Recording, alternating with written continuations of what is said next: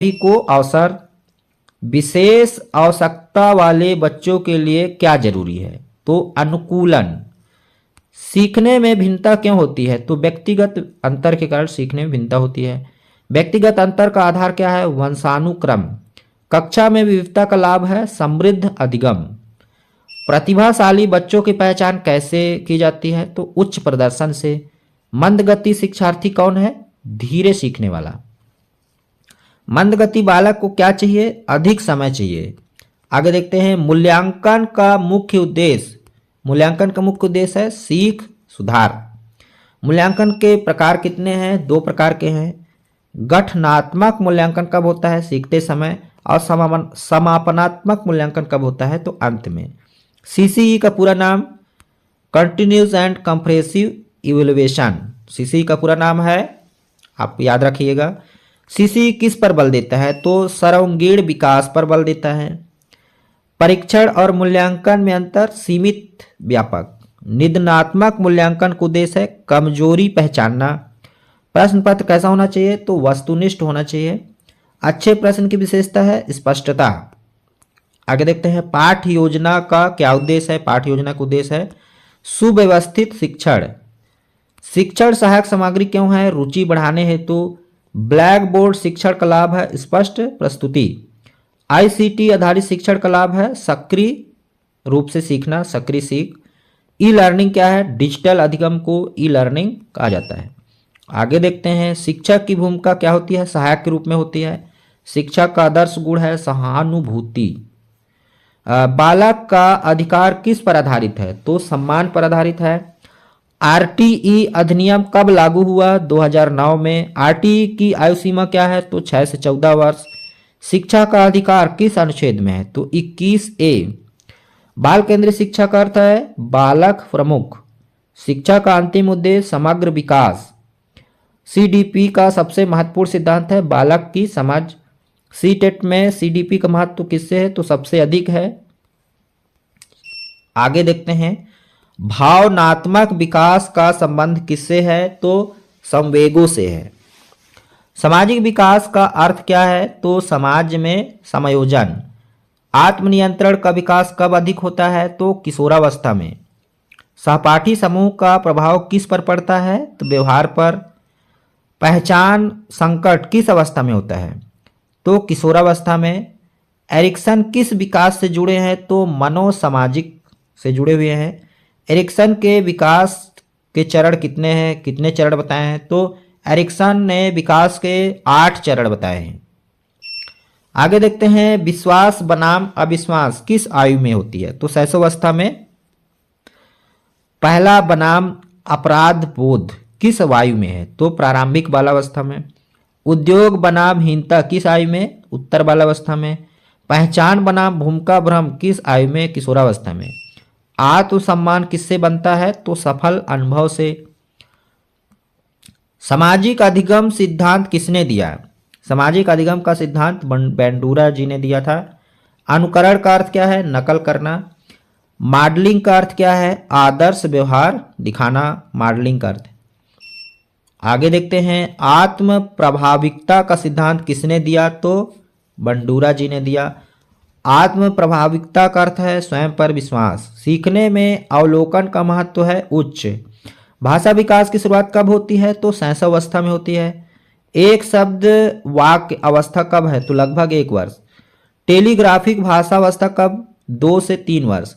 भाषा विकास का प्रमुख कारक क्या है? तो पर्यावरण। आगे देखते हैं द्विभाषिकता का अर्थ क्या है? तो 2 भाषाएं। द्विभाषिकता का अर्थ है 2 भाषाएं। द्विभाषिकता का लाभ जो है संज्ञानात्मक लचीलापन। वाक दोष का उदाहरण है हकलाना। वाक दोष का सुधार कैसे? भाषण प्रशिक्षण से, भाषण प्रशिक्षण से। सृजनात्मकता का संबंध किससे है? तो मौलिकता से है। आगे देखते हैं अपसारी चिंतन किससे जुड़ा है? तो रचनात्मकता से जुड़ा हुआ है। अभिसारी चिंतन किससे जुड़ा है? तो तर्क से। समस्या समाधान का पहला चरण है समस्या की पहचान। आगे देखते हैं समस्या समाधान का अंतिम चरण क्या है? मूल्यांकन करना। निर्णय लेना किससे जुड़ा है? तो सोच से। अधिगम शैली किससे कहते हैं? सीखने का तरीका अधिगम शैली कहलाता है। दृश्य अधिगमकर्ता कैसे सीखता है? तो चित्र या चार्ट से। श्रव्य अधिगमकर्ता कैसे सीखता है? तो सुनकर। क्रियात्मक अधिगमकर्ता कैसे सीखता है? तो स्वयं करके। चलिए आगे देखते हैं। बहुसंवेदी शिक्षण का लाभ बेहतर समझ से बनती है।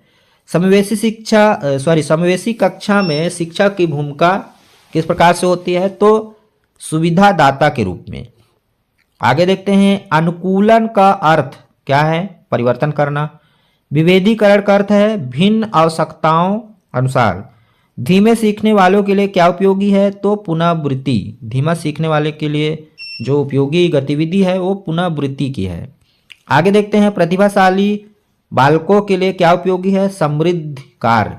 सीखने में खेल का क्या महत्व है? तो बहुत ही उच्च स्थान है, बहुत महत्व है। गतिविधि आधारित शिक्षण किस पर बल है? तो सक्रिय सहभागिता पर। परियोजना विधि का लाभ व्यवहारिक ज्ञान को बढ़ाता है। आगे देखते हैं। सहयोगात्मक अधिगम का क्या अर्थ है? तो समूह में सीखना ही सहयोगात्मक अधिगम कहलाता है। सहकारी अधिगम का लाभ सामाजिक कौशल बढ़ाता है। प्रतिस्पर्धा का प्रभाव कैसा होता है? तो मिश्रित। कक्षा चर्चा का उद्देश्य है विचार विकास। प्रश्नोत्तर विधि का लाभ होता है सोच को उकसाना। शिक्षण उद्देश्यों को प्रकार है ज्ञान, कौशल और भाव। ब्लूम की टैक्सोनॉमी के स्तर हैं 6। ज्ञान स्तर का उदाहरण है परिभाषा बताना। समझ स्तर का उदाहरण है व्याख्या करना। अनुप्रयोग स्तर का उदाहरण है प्रयोग करना। विश्लेषण स्तर का उदाहरण है तुलना। संश्लेषण स्तर का उदाहरण है रचना। मूल्यांकन स्तर का उदाहरण है निर्णय लेना। अधूरा क्यों देखना? Switch to Jio Hotstar. Full episodes full HD में। Start watching free. आगे देखते हैं। शिक्षण सहायक सामग्री का चयन किस पर है? तो उद्देश्य पर होना चाहिए। कक्षा प्रबंधन का उद्देश्य है सकारात्मक वातावरण। समय प्रबंधन क्यों आवश्यक है? तो प्रभावी शिक्षण हेतु समय प्रबंधन आवश्यक है। अनुशासन का सकारात्मक तरीका है नियम सहमति से। दंड का विकल्प क्या है? परामर्श। व्यवहार समस्या का समाधान कैसे है? तो सहानुभूति से। परामर्श का उद्देश्य है मार्गदर्शन। कैरियर मार्गदर्शन कब आवश्यक है? तो किशोरावस्था में कैरियर मार्गदर्शन आवश्यक है। अभिभावक सहभागिता का लाभ है बेहतर प्रगति। विद्यालय समुदाय संबंध क्यों है? समर्थन से। मूल्य शिक्षा का समावेश कैसे होता है? तो आचरण से। नैतिकता का विकास किससे जुड़ा हुआ है? तो उदाहरणों से। आईसीटी के साधन का उदाहरण है स्मार्ट बोर्ड। ऑनलाइन आकलन का लाभ है त्वरित प्रतिक्रिया। फीडबैक का उद्देश्य है सुधार करना। आत्म मूल्यांकन का लाभ है जागरूकता। सहकर्मी मूल्यांकन का लाभ है दृष्टिकोण विस्तार। आगे देखते हैं। समेकित शिक्षा का क्या अर्थ है? समेकित शिक्षा का अर्थ है सामान्य कक्षा में शिक्षा। समावेशी शिक्षा का आधार है समान अवसर। विशेष शिक्षा की आवश्यकता क्यों पड़ती है? तो विशिष्ट जरूरतों के लिए। आईईपी का पूरा नाम है इंडिविजुअलाइज्ड एजुकेशन प्रोग्राम। ईपीई का मुख्य उद्देश्य है व्यक्तिगत लक्ष्य। आगे देखते हैं। सीखने की अक्षमता का उदाहरण है तो डिसलेक्सिया। ADHD किससे जुड़ा हुआ है? तो ध्यान कमी से। ऑटिज्म किस प्रकार की अवस्था है? तो विकासात्मक। सीखने में सहयोग कौन देता है? शिक्षक और सहपाठी। आगे देखते हैं। सकारात्मक सुदृढ़ीकरण का उदाहरण है प्रशंसा। नकारात्मक सुदृढ़ीकरण का उदाहरण है अप्रिय हटाना। व्यवहार संशोधन किस पर आधारित है? तो पूर्ण बलन पर आधारित है। कक्षा नियम कैसे बने? सहभागिता से। सीखने का वातावरण कैसा हो? तो सुरक्षित हो। त्रुटि सुधार का सर्वोत्तम तरीका है रचनात्मक। आगे देखते हैं। सीखने में भाषा बाधा कैसे दूर हो? तो सरल भाषा। मातृभाषा का लाभ होता है बेहतर समझ। बहुभाषी कक्षा में शिक्षक क्या करे? तो लचीला दृष्टिकोण अपनाए। पाठ की शुरुआत कैसे करें? तो पूर्व ज्ञान से। समापन का उद्देश्य पुनरावृत्ति। गृह कार्य का उद्देश्य है गृह कार्य का क्या उद्देश्य है? तो अभ्यास कराना। आगे देखते हैं। अत्यधिक गृह कार्य का प्रभाव क्या पड़ता है? तो नकारात्मक प्रभाव पड़ता है। सीखने की प्रेरणा कैसे बढ़े? तो सफल अनुभव से। शिक्षक विद्यार्थी संबंध कैसा हो? सकारात्मक हो। प्रभावी शिक्षण कुंजी है बालक केंद्रिता। चलिए आगे देखते हैं, सीखने की प्रेरणा का मुख्य स्रोत क्या है? तो रुचि। रुचि किससे विकसित होती है? तो सफल अनुभव से। थकान का अधिगम पर प्रभाव कैसा होता है? नकारात्मक प्रभाव होता है। ध्यान अवधि किस पर निर्भर करती है? तो आयु पर। प्राथमिक स्तर पर ध्यान अवधि कैसी होती है? कम। किशोरावस्था में ध्यान अवधि कैसी होती है? तो अधिक। आगे देखते हैं, एकाग्रता बढ़ाने का उपाय है गतिविधि आधारित शिक्षण। अधिगम में पुनरावृत्ति का महत्व है, स्थायित्व। भूलने का मुख्य कारण क्या है? अभ्यास की कमी। भूलने का मुख्य कारण है अभ्यास की कमी। स्मृति वृद्धि का सर्वोत्तम उपाय है समझ विकसित करना। रटने की प्रवृत्ति कैसी होती है? तो अस्थायी होती है। सार्थक अधिगम का आधार है समझ। अधिगम में अवरोध का उदाहरण है भय। चलिए आगे देखते हैं, परीक्षा भय का प्रभाव है प्रदर्शन घटता है। भय मुक्त वातावरण से क्या होता है? बेहतर सीख। आगे देखते हैं, सुदृढ़ीकरण का अर्थ क्या है? तो प्रोत्साहन। सुदृढ़ीकरण का अर्थ है प्रोत्साहन। सुदृढ़ीकरण का उद्देश्य है व्यवहार दोहराना। निरंतर सुदृढ़ीकरण कब उपयोगी है? प्रारंभिक अधिगम में। आंशिक सुदृढ़ीकरण कब उपयोगी है? तो स्थायी व्यवहार में। दंड और सुदृढ़ीकरण में अंतर है नकारात्मक और सकारात्मक का। सामाजिक सुदृढ़ीकरण उदाहरण है प्रशंसा का। भौतिक सुदृढ़ीकरण का उदाहरण है इनाम। आत्म सुदृढ़ीकरण का क्या है? स्वयं प्रशंसा। अधिगम में अनुकूलन का महत्व है उच्च। मॉडल शिक्षक का प्रभाव किस पर है? तो व्यवहार पर है। आदर्श व्यवहार से क्या होता है? तो अनुकरण। नैतिक शिक्षा का सर्वोत्तम माध्यम है आदर्श उदाहरण। मूल्य किससे सिखाए जाते हैं? तो आचरण से। सहानुभूति से कक्षा में क्या बढ़ता है? तो विश्वास बढ़ता है। विश्वासपूर्ण वातावरण का लाभ होता है सक्रिय सहभागिता।